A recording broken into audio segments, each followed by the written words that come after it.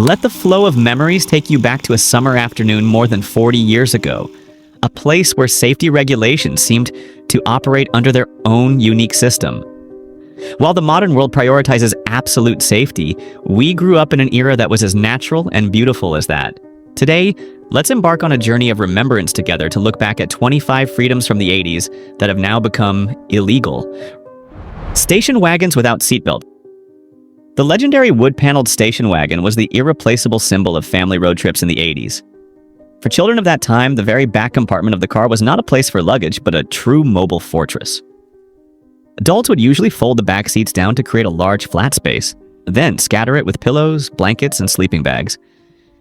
Kids rolled around, played cards, or slept soundly while the car sped along the interstate highways. The concept of having to sit still in one place and wear a seatbelt was something very far-fetched. Parents rarely enforced this because they wanted their children to have maximum comfort during long journeys. Looking back from a modern safety perspective, having a child without any protection in a fast-moving car is extremely dangerous. But back then, it was the simple happiness of childhood. Now, laws regarding car seats and seatbelts have turned the rear compartment into a pure storage area, ending the era of nostalgic mobile living rooms. Concrete playgrounds of heroes. Playgrounds in the 1980s were essentially obstacle courses designed for the bravest souls. Slides were constructed from thick metal plates. Under the intense summer sun, they would reach temperatures hot enough to burn skin the moment you touched them. Swings were suspended by massive iron chains, ready to launch you into the air if you were daring enough to jump out at the highest point. The most terrifying yet prideful feature was the ground below, which was paved with hard concrete or packed asphalt. There were no rubber mats or soft wood chips to cushion a fall like there are now. If you slipped, the price to pay was a bright red scrape or a bruise that was still referred to as a badge of honor. We would usually just brush the dust off our pants, use saliva to wipe the wound, and continue playing once again. Modern playgrounds may be breakthroughs in safety engineering, but they lack the grit and the lessons in resilience that those cold concrete slabs taught the generation of that time. The independent steps of first graders. A familiar image that has now completely vanished from American neighborhoods is 6-year-old children walking to school by themselves. In the 80s, this was a rite of passage that any child had to go through. You put on your heavy backpack, waved goodbye to your mother at the door, and began your journey across blocks without any supervision. There was no GPS, no mobile phones, and certainly no excessive anxiety from society. You had to memorize the intersections yourself, learn how to observe traffic lights, and know how to avoid the mean dogs in the area. This was possible because the community at that time was like a giant yet invisible safety net. Neighbors tending to their gardens or shop owners on the corner were the watchful eyes protecting you silently. And in today's era, letting an elementary school child wander the streets alone could result in parents being investigated by Child Protective Services. Although the world now seems more complex and dangerous, it was precisely those steps, full of maturity, that trained children in confidence and the ability to navigate from a very young age. Smoke-filled flights at 30,000 feet.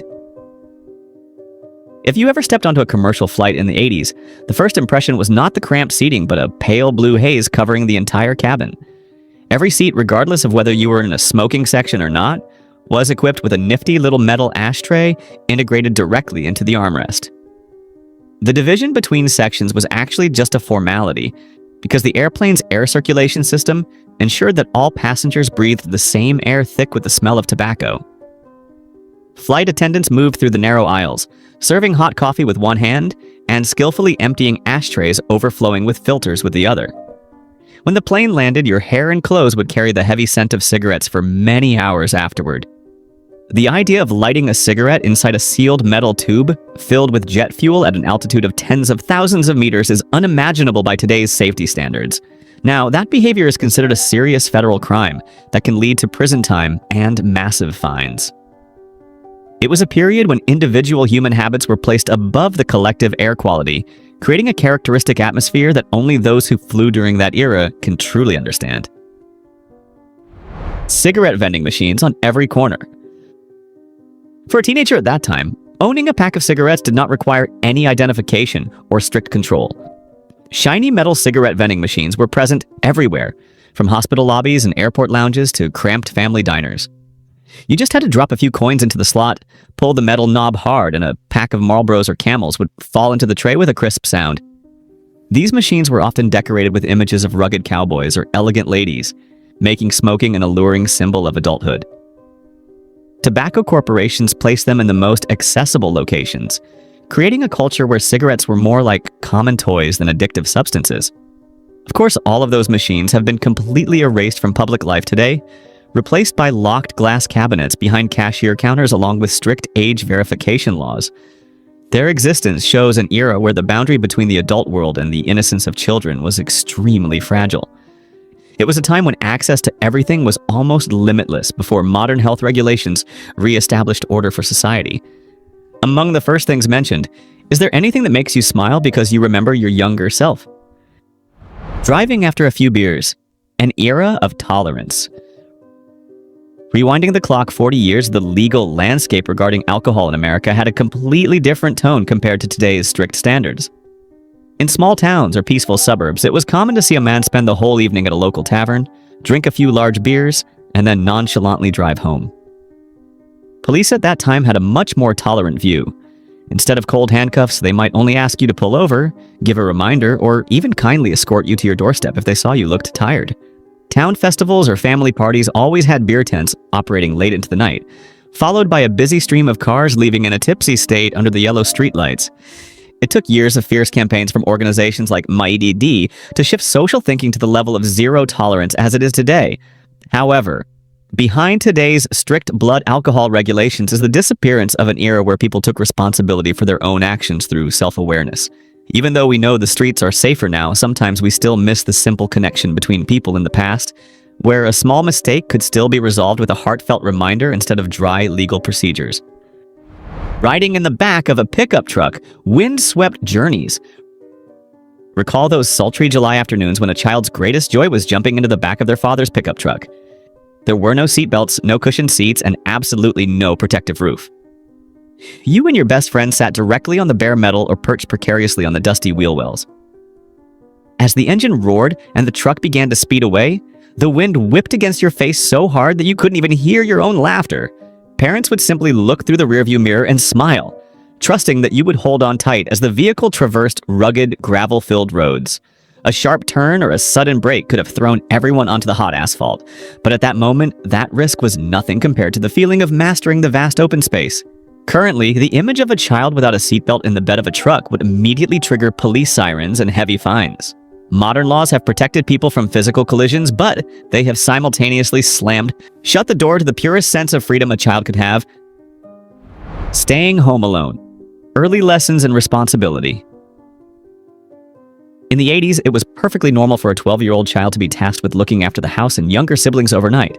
Parents would hand you the house key along with a few brief instructions before they went to a party or handled business. You had to learn how to cook simple meals yourself, know how to handle it when a fuse blew, and absolutely not open the door for strangers. It was a time when we felt like the true masters of the house, free to watch any TV shows and enjoy a sense of absolute independence. There were no smartphones for parents to check in every 5 minutes. Your safety was entirely in your own hands. The era of latchkey kids trained a generation with excellent problem-solving abilities and no fear of loneliness. However, leaving a child home alone for too long without adult supervision can lead to serious legal trouble for parents today. Modern society has chosen to protect children within a circle of absolute safety, but inadvertently took away the opportunity for them to practice courage and responsibility from an early age as we once did. Clacker toys. Dangerous glass spheres. No playground in the 80s was without the rhythmic sound of clackers. This was a toy set consisting of 2 hard plastic or solid glass spheres connected by a sturdy parachute cord and a ring in the middle. The goal was to move your wrist so that the 2 spheres hit each other continuously, both above and below the hand, forming a perfect arc. Behind that fun was a constant danger that people often ignored. If the spheres were made of poor quality materials, they could shatter into many sharp pieces upon high-impact collision, shooting directly into the player's eyes or face. Additionally, with just one offbeat wrist flick, these heavy spheres could strike directly against knuckles or the forehead, leaving painful bruises and swelling. After a series of reports of serious injuries, consumer product safety agencies ordered a ban or required a complete change in manufacturing materials. However, for those who lived at that time, it was precisely the feeling of conquering such a challenging toy that created its appeal. Clackers were a test of the skill and courage of every child on the schoolyard back then. Dining in a haze of smoke at restaurants. At that time, when walking into any family restaurant, the first question you received from the server was always, "Would you like to sit in the smoking or non-smoking section?" In reality, this division was often just a formality because the two areas were usually separated only by a small aisle or a decorative partition that did nothing to block the smell. You could be enjoying a delicious steak while the person at the very next table was comfortably puffing out clouds of thick cigarette smoke.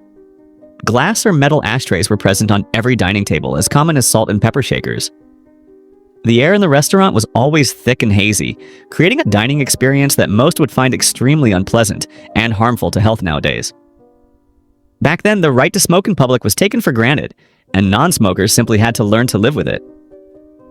Currently, most states in the US have completely banned smoking in indoor spaces, turning those smoke-filled dinners into a distant memory. Were those smoke-filled dinners a part of your memory? Share your most memorable memory in the comments section. Sipping beer with dad. It was not strange at family BBQs in the 80s for a father to hand his young son or daughter his red Solo cup and let them take a small sip of beer. The line between children's drinks and adult drinks was often blurred. Uncles and aunts around would burst out laughing at seeing the kids grimace at the bitter taste and the stinging of the liquid on their tongue. This action at that time was never considered abuse or endangering children, but was seen as a lesson in maturity. Families viewed it as a way to demystify a child's curiosity about alcohol, helping them understand that it wasn't as sweet a drink as it appeared. And a similar action could result in authorities intervening and parents facing a serious legal trouble in today's society. Because everything has changed and replaced instinctive family education with strict bans and absolute protection. Fireworks in children's hands. Independence Day on July 4th in our memories always came with the heavy smell of gunpowder and thunderous explosions right in the front yard. You only needed a few spare dollars in your pocket to nonchalantly walk to temporary roadside stands to buy all sorts of bottle rockets, firecrackers, or Roman candles.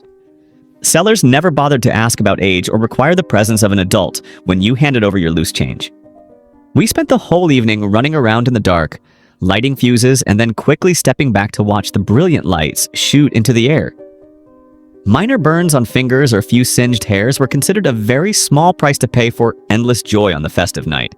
Parents at that time usually just watched from a distance with a strange sense of peace, trusting that we would learn for ourselves how to handle danger. Of course, today the sale of high-powered fireworks to minors is strictly controlled or completely banned in many places due to fire risks and serious injuries. The Wild West version of Independence Day we once knew has been replaced by more organized and seemingly less thrilling celebrations. Risky high school chemistry labs. Chemistry labs in high schools were places where science truly felt vivid and sometimes held many potential risks.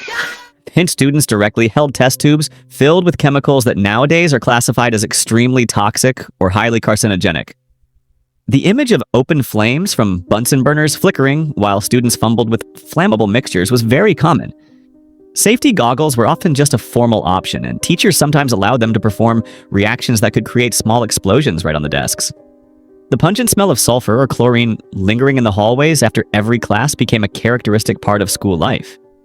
It was precisely that direct contact, without too many protective barriers, that ignited the passion for discovery in the minds of every student. Modern labs have become sterile and safe with computer simulations and strict procedures to ensure no risks occur.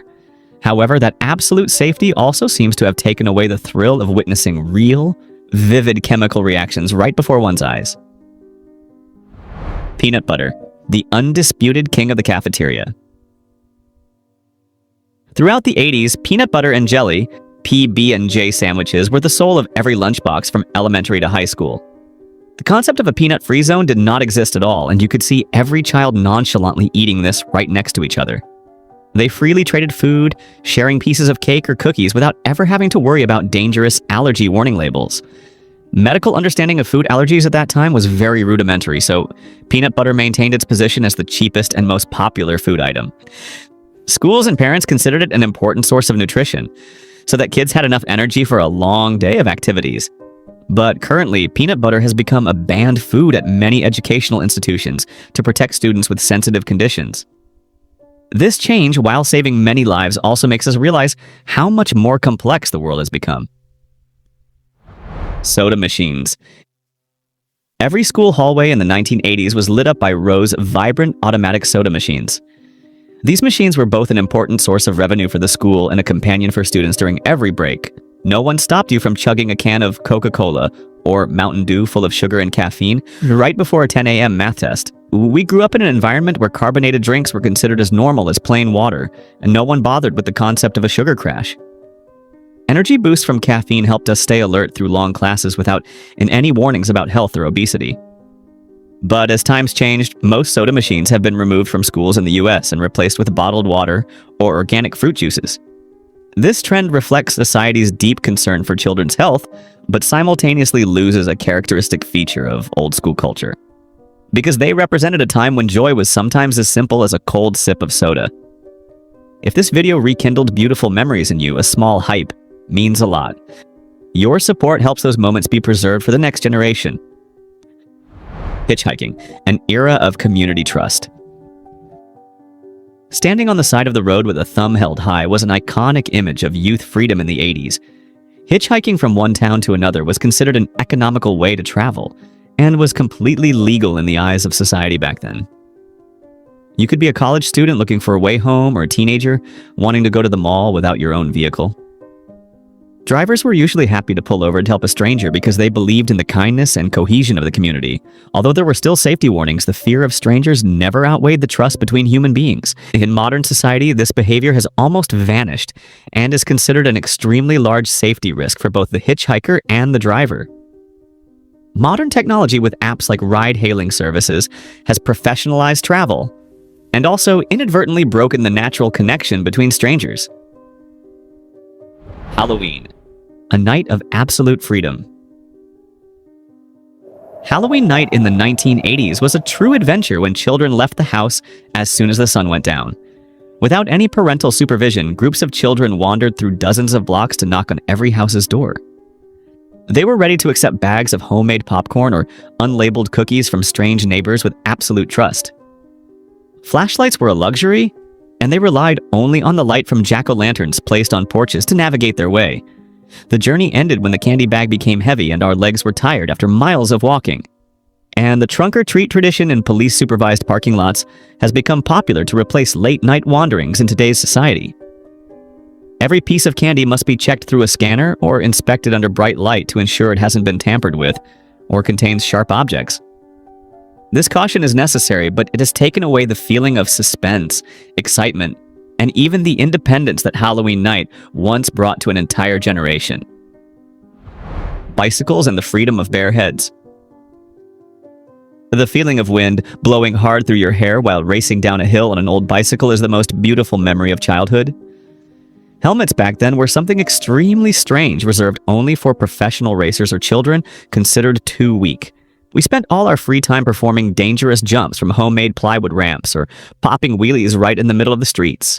Scars on knees or tumbles were considered an integral part of growing up and learning how to protect oneself through those painful experiences. Freedom without barriers created a liberal and somewhat reckless spirit, characteristic of the Gen X generation. However, bicycle helmet laws for children are strictly enforced in most states to minimize head injuries.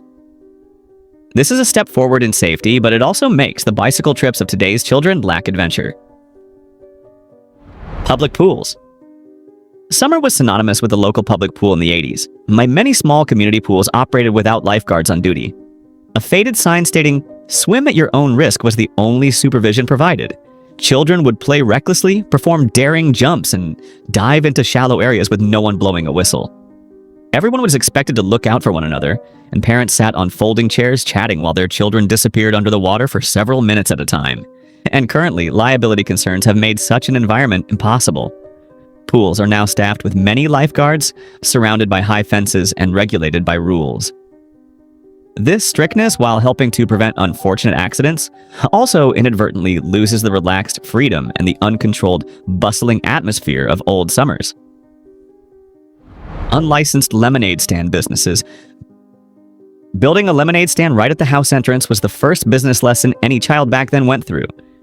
You just needed an old folding table, a few fresh lemons, a bag of sugar, and a scrawled handwritten sign to start earning your first loose coins.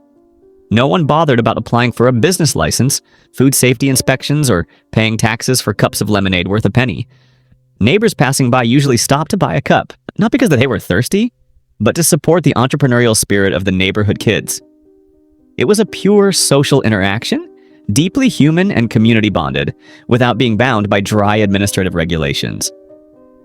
In recent years, the image of police closing down children's lemonade stands for lacking a license has caused much controversy in the U.S. Applying strict commercial regulations to a children's game has inadvertently extinguished their creativity and simple joy. We remember those loose coins as the most precious rewards for our efforts and the trust people had in us. If you ever had similar experiences to the above, share them with us immediately. The magic of school bake sales. The bake sale was an indispensable cultural event in schools in the 80s to raise funds for extracurricular activities. Long tables were filled with brownies, cookies, and other pastries handmade and brought in by neighborhood housewives. There were no ingredient labels, no calorie counts, and absolutely no warnings about hidden allergens in the crust. We enjoyed those treats with absolute trust in the hands of the mothers and fathers. This trust was the social glue where every family felt like a part of a larger collective. Presently, schools have shifted to requiring cakes to be factory-produced and have prepackaged wrapping to avoid legal risks. Replacing warm handmade pastries with dry industrial products has caused bake sales to lose their soul and characteristic nostalgic flavor. Toys, an era of small components and big risks. The childhood of many 1980s kids was tied to the thrill of opening a new toy box, where excitement always came with a level of danger that no one at the time bothered about. Assembly models, plastic soldier sets, or metal cars were often designed to be heavy and sturdy, with small parts that could be easily detached. Strong magnets, unexpected pop-out springs, or sharp edges were normal, not design flaws. On the boxes, there were rarely clear warnings about age or choking hazards, and adults believed that children had to learn to be careful themselves through real-life experience. A scratch or a painful pinch of the hand was seen as an experience for the joy of creativity. When comparing them to modern toys, which are controlled by a series of safety standards and soft, light materials, many adults today still remember the real feeling of the old toys. They were not perfect, even dangerous, but they contributed to creating a generation accustomed to challenges and more independent in every little game. Liquor-filled chocolates. In the festive memories of many families at that time, boxes of chocolates shaped like tiny liquor bottles always appeared as a detail that was both humorous and curious. Children were allowed to peel the colorful wrappers and taste the liquid filling inside, which contained real rum, brandy, or schnapps. The first sensation was usually a sweet taste mixed with a strong sting, enough to make the throat burn and the face grimace. Adults standing around burst out laughing, viewing it as a fun holiday moment, a harmless joke rather than a serious problem. At that time, the boundary between products for children and adults was not clearly defined. Alcohol-infused chocolates were displayed right next to regular candy, without the need for age checks or special warnings. They became an unforgettable part of memory, not because of the wonderful taste, but because of the feeling of experiencing being like an adult for a moment. Up to now, looking back, many people only realize the level of irrationality in this. Modern regulations consider early exposure to alcohol a health and development risk for children. Strict control of products like liquor-filled chocolates reflects a major shift in social awareness. Hair dryers, electric bombs in the bathroom. The 1980s was the era of high-volume, thick curly, and shiny hair, leading to the need for high-power hair dryers every day. Devices at that time were built heavy, with thick metal casings that conducted heat strongly, causing the body of the machine to heat up quickly after just a few minutes of operation. Touching the scorching hot surface was common, and a minor burn was not enough to make the user stop. More dangerously, those hair dryers had almost no electrical protection mechanism when in contact with water. In damp bathroom spaces with long power cords, overloaded outlets, and sinks full of water, hair dryers were still used naturally. No one thought of the risk of electric shock or explosion as long as the hairstyle achieved the desired volume. The smell of hot plastic or unusual humming sounds were only seen as signs of a device working over its capacity. The difference with the present is very clear. Hair dryers are encased in heat-insulating plastic, integrated with sensors that automatically shut off when short circuits or overheating occur, and GFCI outlets have become standard in bathrooms. These improvements have changed beauty habits and reflect maturity in how society views potential risks. Mercurochrome, red medicine, the harmful effects of mercury. Finally, we must talk about the red medicine. In the family medicine cabinet of many generations, a bottle of Mercurochrome red medicine once held an almost irreplaceable position. Whenever children slipped and fell, scraping a knee or an elbow, the mother would quickly open the cap, dip the glass rod, and sweep a layer of bright red solution onto the wound. A stinging sensation spread quickly, enough to make the child almost burst into tears, but immediately following that was the peace of mind because the wound had been treated. That red layer became a recognizable sign, like a medal proving courage after games in the yard. Few knew that behind that familiar color was the presence of mercury, a highly toxic heavy metal. At that time, the knowledge about the long-term harmful effects of mercury was not widely popular, and the immediate antiseptic effect was enough to overshadow all doubts. Children wore red marks on their skin for many days without anyone questioning the potential effects. As science advanced and studies pointed out the risks of heavy metal poisoning, do you remember the name of your best friend from your old street? Type their name here as a tribute to those beautiful 70s friendships. The 80s forged us into a resilient generation full of memories and stories. If this video touched a piece of your memory, don't forget to like, subscribe, and share your stories.